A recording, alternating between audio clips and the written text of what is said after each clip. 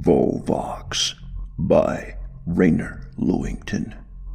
Narrated by CreepypastaED. Day 1, 4:37 p.m. Today, I begin the project that I have codenamed Project VOLVOX and attempt to replicate the results of the Russian military. So far, their findings indicate that the substance found in a secret mission at Chernobyl is a radioactive protein gel that reacts to certain stimuli. And other experiments showed that the gel had a tendency to try to break free of its containment. One of my colleagues who used to work for the Russian Special Forces was able to sneak me over some of the substance. He told me this is the last time he wants to spend time in a Russian military base. Something about wanting to avoid running into his old Spetsnaz comrades. The Russians have had a terrible time attempting to contain the gel, always struggling to keep it from breaching containment. However, I have come up with a method of containing the gel in a series of glass spheres that are all kept in a large container and are separated by padded boxes. This way, none of them are able to escape their glass containers or their cubicle containment system.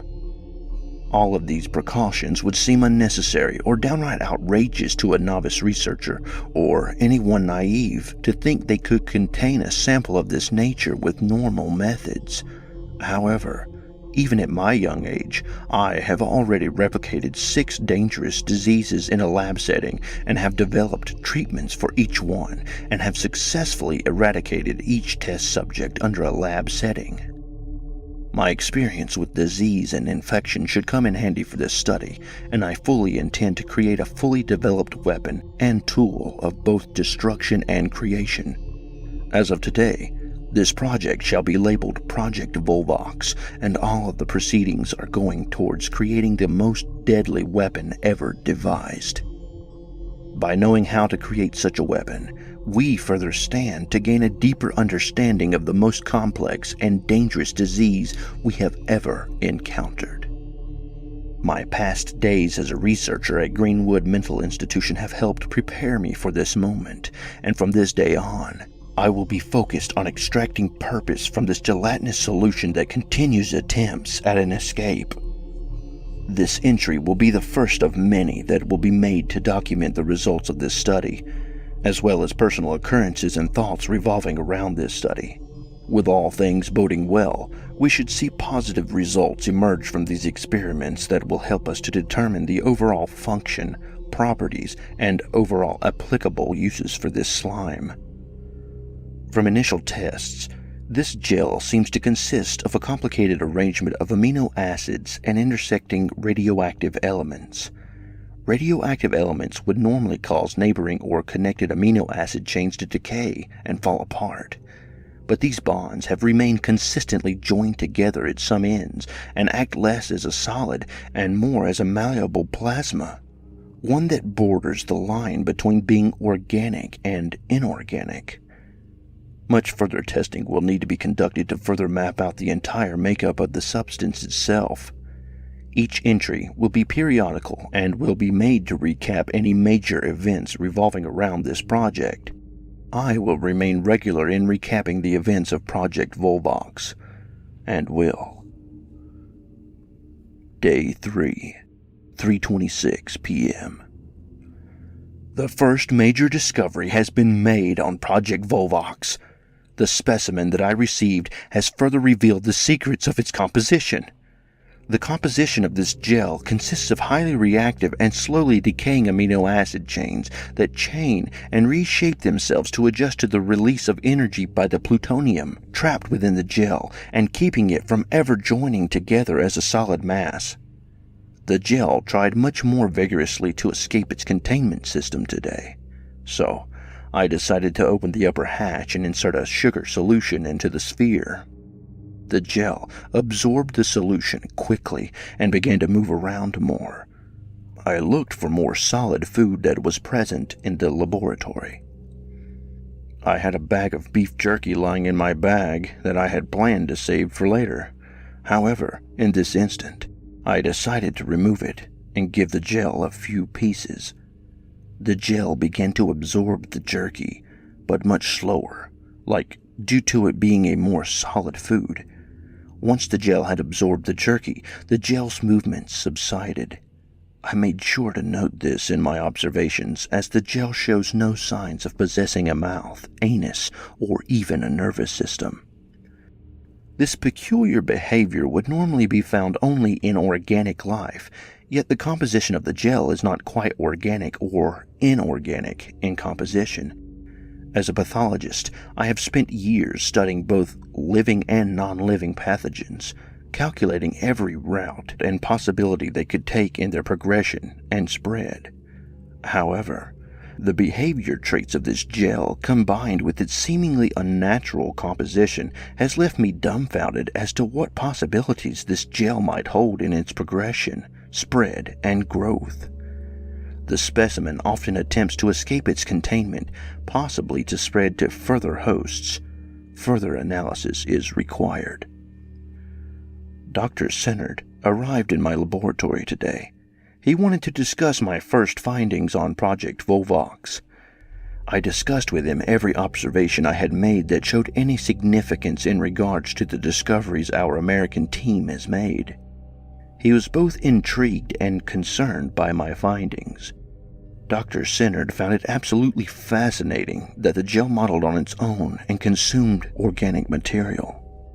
However, as rumors from Russian scientists began to circulate, his concerns about the infection rate only grew. He advised me to make sure that every precaution was taken to prevent the spread of the gel. Before he left, he gave me one bit of advice, knowing that I had animal trials scheduled for tomorrow. Do not let the gel leave the facility. With that, Dr. Sennard left me for the day. I will continue my research in the morning, but for now, I will prepare for an evening out with my Isha. Day 4, 8:05 a.m. I began the morning by taking out individual samples of the gel and inserting it into the food of lab mice. I used a placebo to observe the effects of the gel on the lab mice. Within the first several minutes, respiratory patterns began to change. By the time the first hour had passed, the gel had slowed down all movement in the mice. By hour 2, the gel began to procure from pores and from the esophagus of the mice. By hour 4, the gel had nearly completely covered the lab mice and had taken full motor control of the mice's appendages. The mice began to act more aggressively, consuming all of their food and ramming into the sides of their cages, as well as trying to attack the mice I had given the placebo. Within less than 12 hours, the gel had completely transformed the biological composition, behaviors, and functions of the lab mice. I carefully removed one of the mice and sedated it before performing a biopsy. As I examined each of the organs, I noticed that the gel had filled everything except for the stomach lining. The gel had almost completely covered the mouse, inside and out, reverting the mouse to a more aggressive and instinctual state. From what my observations have shown so far, the gel has an affinity and need to infect organic hosts, and to consume large quantities of organic matter. I attempted to study the genetic code of the gel but failed to find any nucleic acid whatsoever. In terms of an active organism, the lack of nucleic acids is seemingly impossible. In biology, the only proteins that exist without the need for nucleic acids are prions, and no known prions are capable of the actions conducted by the gel. Overall, the initial findings on Project VOLVOX point to a replicable organism that lacks genetic material, as well as an organized cell structure. Further experimentation will be needed to map out the rate of spread and viable infection routes. Dinner last night with Isha went well, but she needed to leave early. Too many of the other scientists at the facility have been over my shoulder on this project. None of them believe I can eliminate this plague as I did the others, and continue to try and get under my skin. One of the scientists has been making jokes at me, telling me that if I don't get my head out of the lab, I'm going to catch the lovesick bug when Isha leaves me for someone else. The other scientists here can be cruel, but they will not stand in the way of my research. I will be unable to make new notes until another discovery of major event occurs and is necessary to document. Day 12, 4:16 p.m. After many days of experiment replication and further testing of the gel, I have come to full conclusions on the spread rate of the gel, its effects on organisms, and how we can apply this gel as a weapon. In its overall composition and spread, this gel spreads like a fungus, takes root within the organic tissue of organisms, coating the inner organs and taking control of the nervous system.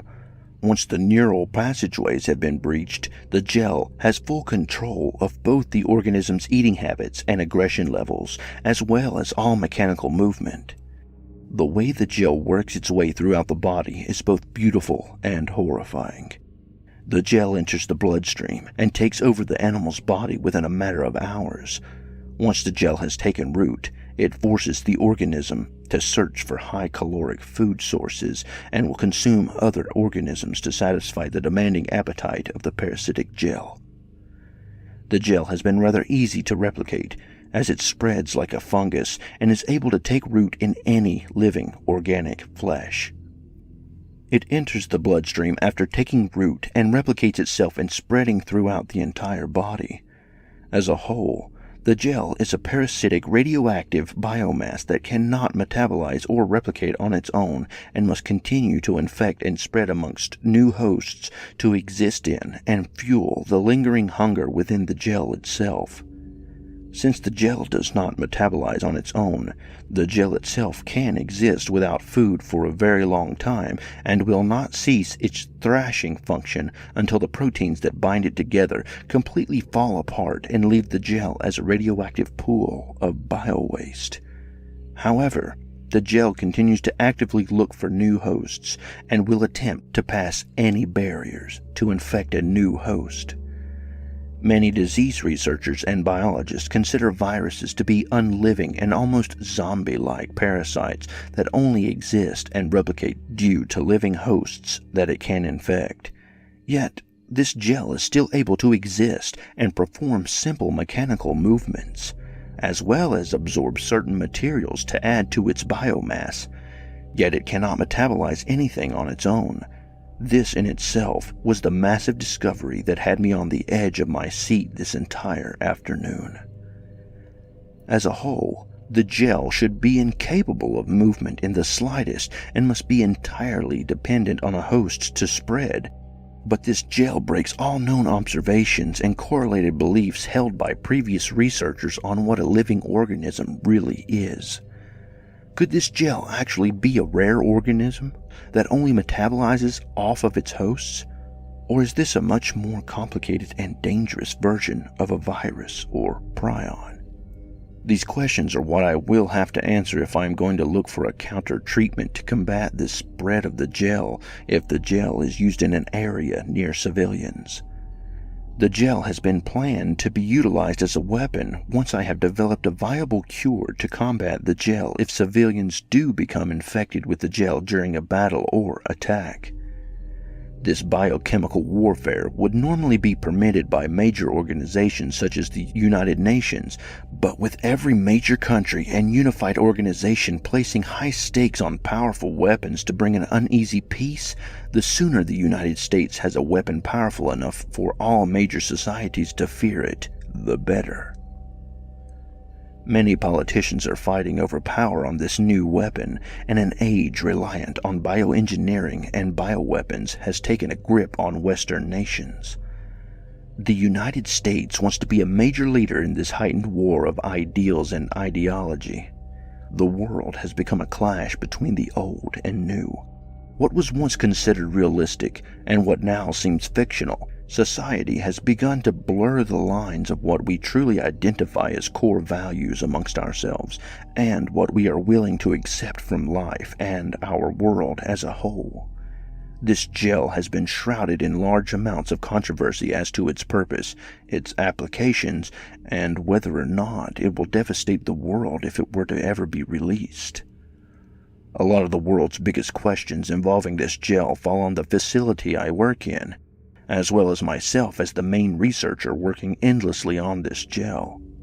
The key components that make this gel function are its desire to infect more hosts due to continuous protein breakdown from the radioactive plutonium located within the core of the gel, the malleable and continuously changing protein chains that bind the gel together, and the constant need for organic hosts and large caloric food sources. Developing a treatment that can neutralize these factors will take time and will need to be replicable in nearly all situations. I am currently exploring enzymes that could break down the protein bonds quickly, but will likely need something stronger and fast-acting that can act on this gel without harming civilians. Concentrated enzymes and protein agents are under current evaluation as viable treatments for the gel. The American government is giving very little time to develop viable treatments for the gel and wants it to be weaponized as soon as possible. Under most circumstances, any government would want a dangerous weapon such as this to be as fully prepared and studied as possible. However, with nations such as China and Russia rumoring to be weaponizing this gel themselves, my work was further rushed by the American government's demands to have a working gel missile ready. Dr. Sennard was restless, working with the other researchers on preparing different carrying methods to hold the gel inside of the missile. The gel hadn't even been tested to see if it would survive an explosion yet. All of these questions would have to wait for another day, as I prepared several vials with enzymes, acids, and other chemicals capable of breaking down proteins with small samples of the gel. I left them overnight and took time today to begin writing down all of the results. My thoughts have been clouded while conducting my research. My girlfriend Isha has been much more distant and rarely tells me when she is leaving our apartment, or if she is left on a trip. I suspect that she is not being honest with me on everything and is hiding something major from me. If only I had more time to spend with her, none of this would likely be happening right now. But I have direct orders from the American government to continue my work around the clock. The results from the vial tests will have to wait until tomorrow. I will document every minute detail when I return in the morning. Day 13, 10:06 a.m. The results from the vial testing are in, and one of the enzymes effectively eliminated the gel sample entirely. I ran the samples again through the vial tests and witnessed the enzyme break down the gel sample within a matter of minutes. This was an excellent sign that this particular enzyme would be key to preventing a massive outbreak. The problem was replicating the enzyme itself, as it was extracted from a species of beetle and would be needed in high quantities to effectively combat the effects of the gel. Worse yet, animal testing began earlier today, and the gel was effectively removed only after part of the inner organs of the animal were broken down as well. Further testing was obviously needed, and more enzymes would be needed regardless, as they were the only treatment that passed the test. But my superiors wanted to rush the progress of Project VOLVOX to be complete in a matter of days. The pressure I feel currently on Project VOLVOX is insurmountable, and the threat of other nations possibly being able to use the gel as a weapon only adds to the pressure not only I feel, but the entire facility's faculty feel. However, the biggest pressure I feel is rather coming from my personal life. Isha has been refusing dates and has been making excuses up for why she doesn't want to spend time together. Before I began on Project VOLVOX, less than 2 weeks ago, she wanted to spend as much time with me as possible. Now it seems as if she has grown distant. On top of all of this, one of the scientists here at the facility has been spreading rumors that she is an unloyal partner. These thoughts have been going through my mind as I continue preparing enzyme storages, and the thought of her cheating on me continues to be a concern that I have at the back of my mind. I will try to visit her after work, but a sinking feeling in my stomach tells me that I should prepare for the worst. With that said, I am preparing for the worst case scenario of the jail spreading and have prepared enough enzymes to treat 100 civilians. This is a lot of effective enzymes, but not truly enough to make a difference in a major catastrophe. I had my main supervisor, Dr. Sinnard, put in a request for more enzymes to be produced in the facility by other faculty members. Hopefully, we will have enough enzymes prepared for a jail attack. I have decided today to name the jail itself VOLVOX, rather than giving it a nomenclature term since it is not a living organism and does not belong in either the prion or virus kingdoms. VOLVOX retained further exposure to testing when more samples were put under extreme situations involving searing heat, freezing temperatures, and outside radioactive energy.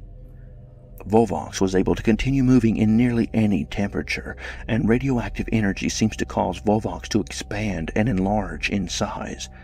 With this knowledge, I plan on using a combination of high-calorie food and radiation to expand and replicate more samples of VOLVOX. With the speed of replication that VOLVOX is capable of, it should be ready for weaponization very soon. There is very little time left to turn VOLVOX into a viable weapon, and even less time to determine whether or not we are truly safe from the damage of VOLVOX. Dr. Sinnard stopped by again today to double-check on my final preparations for Project VOLVOX. He believes that I'm letting my personal life stress me out too much, and that I am pushing too hard to complete the project during the time that the American government demands. As Dr. Sinnard told me, true scientific research cannot be conducted in a single day. True research takes much time to complete, and you are letting the pressure from your colleagues convince you that haste is the best course of action. Be careful not to let your stress and worries get the better of you. And with that, he left me for the day. I will walk home today, with hopes that perhaps Dr. Sinnard is right. I do hope that my efforts are not wasted and that my stress has only been because of my colleagues and because of Isha. Day 14, 9:08 p.m. I no longer wish to continue work on Project VOLVOX. To be frank, after the events of tonight, I no longer want to live amongst other people, as that would be a cold reminder of what people truly are like. I say this heavy-hearted statement with the wounds of tonight not having fully healed over. I arrived at my apartment tonight, only to open the door to the sight of Isha taking part in an orgy within my apartment. The men left their act of fucking my previous girlfriend after she told them to get rid of me. Isha, the person I loved and cared for more than anyone, not only cheated on me with other lovers, but told them to get rid of me out of my own apartment. I wasn't forced out by them simply kicking me out of the apartment. I didn't want to leave without an explanation. However, the answer was beaten into me by Isha's new lovers. They drove me out into the hallway and began to beat me senseless. They kicked my pelvis in, broke my rib cage, shattered my left forearm, and bruised my collarbone. I was thrown out onto the streets, coughing up tears and blood. I was truly broken tonight by the one person I thought I could truly trust, the one person that I loved above all else. My fellow employees were right, especially the one who was spreading the rumor in the first place, as he was the one who made that message clear by kicking my nose in. Having left my apartment with my tail between my legs, I headed back to the facility and started making plans for tonight. Plans that will affect everyone under Project VOLVOX. I stormed into my office and began to smash open the containers containing the enzymes designed to treat VOLVOX infections. I no longer cared for the safety of other humans and wanted any hopes of stopping VOLVOX to be wiped out. I burned the original documents of the enzyme that would effectively combat VOLVOX and made sure the enzyme soaked the floor.